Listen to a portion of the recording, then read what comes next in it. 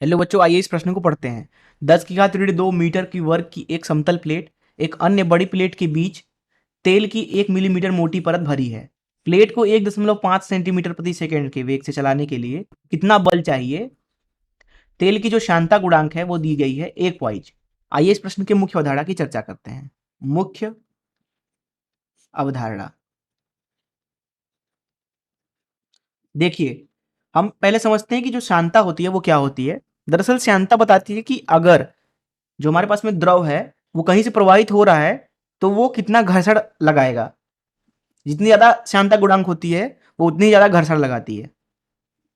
चलिए मान लीजिए कि यहाँ पे एक स्थिर तल है कुछ इस तरीके से, जिसके ऊपर हमने क्या किया है, द्रव भर देते हैं कुछ इस तरीके से। ये द्रव अभी के लिए मान लीजिए रुका हुआ है। अब क्या करते हैं कि हम ऊपर यहाँ पे एक छोटी सी नाव रख देते हैं इस द्रव के ऊपर।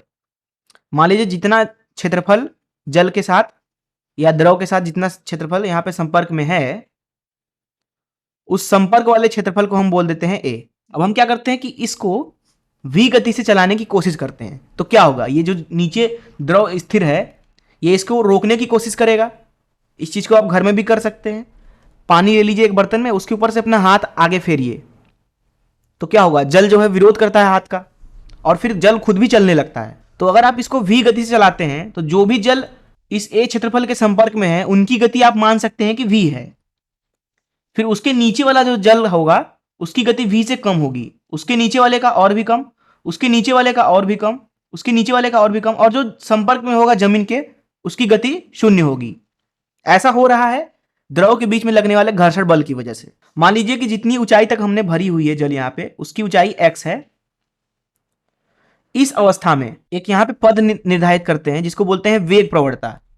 वेग प्रवणता, वेग प्रवणता मतलब ऊंचाई के साथ यहाँ जो गति है वो किस तरीके से परिवर्तित हो रही है, उसको लिखा जाता है dv भागे dx से। इस चीज को हम यहाँ पे डेल्टा v भागे डेल्टा x से भी लिख सकते हैं, क्योंकि यहाँ पे डेल्टा v का मान जो है वो है v के बराबर, क्योंकि यहाँ तली का गति 0 है और ऊपर का v है, तो डेल्टा v है भागे डेल्टा x यहाँ पे x के बराबर है। ऐसा हम इसलिए लिख पाए क्योंकि यहाँ पे जो वेग प्रवणता है वो ऊंचाई के साथ नहीं बदल रही है, वो नियत है। तो यहाँ पे न्यूटन के नियम से जो भी घर्षण बल ये द्रव जो है इस a क्षेत्रफल पे लगाएगा पीछे की दिशा में, जिसको हम F बोल देते हैं, उसका मान दिया जाता है F बराबर ऋण इस द्रव की जो श्यानता गुणांक होगी वो मान लीजिए कि जीटा है, तो यहां लिख देंगे जीटा गुणे जितना क्षेत्रफल पे हम घर्षण निकालना चाहते हैं उसे ए बोल देते हैं, गुणे वेग प्रवणता जिसको यहां पे डीवी भागे डीएक्स लिखा जाएगा।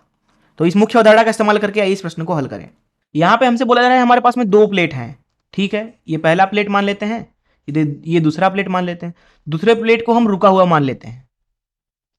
बोला जा रहा है कि पहला वाला जो प्लेट है वो 1.5 सेंटीमीटर प्रति सेकेंड से गति कराया जा रहा है। किस तरीके से, यहां बीच में तेल भरा हुआ है, उसके ऊपर से जो यहां पे तेल है उसका जो श्यानता गुणांक हमें दिया हुआ है जीटा, उसका मान दिया हुआ है 1 पॉइंट।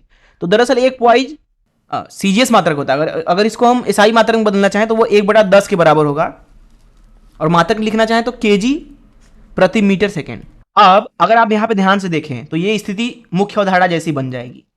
नीचे वाला प्लेट रुका हुआ है और ये ऊपर वाला आगे की दिशा में 1.5 सेंटीमीटर से जाने की कोशिश कर रहा है। उसके नीचे वाला जो तेल होगा वो विभिन्न परतों में बढ़ जाएगा, अलग अलग परत की जो गतियां होगी वो अलग अलग होंगी। यहां पे जो तेल की मोटाई दी गई है वो दी गई है हमें 1 मिलीमीटर। तो 1 मिलीमीटर को अगर मीटर में बदलना चाहें 10 की घात ऋण 3 मीटर हो जाएगा। तो तेल की मोटाई हमें पता चल गई। तो यहां से अगर हम वेग प्रवणता लिखना चाहें, वेग प्रवणता, तो उसका मान लिखा जाएगा 1.5 सेंटीमीटर प्रति सेकेंड, 1.5 सेंटीमीटर प्रति सेकेंड। इसको एसआई मात्रक में बदलते हैं तो 10 की घात ऋण 2 भागे कितनी मोटाई है 10 की घात ऋण 3। ये हो गई वेग प्रवणता। इसको हम लिख सकते हैं 1.5 गुणे 10 जो कि हो जाएगा 15। इसका मात्रक लिखना चाहें तो मीटर प्रति सेकेंड प्रति मीटर। तो ये हो गया वेग प्रवणता का मान। तो इस तरीके से प्लेट के ऊपर अगर हम यहाँ पे श्यान बल निकालना चाहें अर्थात घर्षण बल जो कि गति की विपरीत दिशा में आएगा, जिसे एफ बोल देते हैं, तो मुख्य अवधारणा से सूत्र का इस्तेमाल करेंगे तो ऋण जीटा ए डीवी भागे डीएक्स।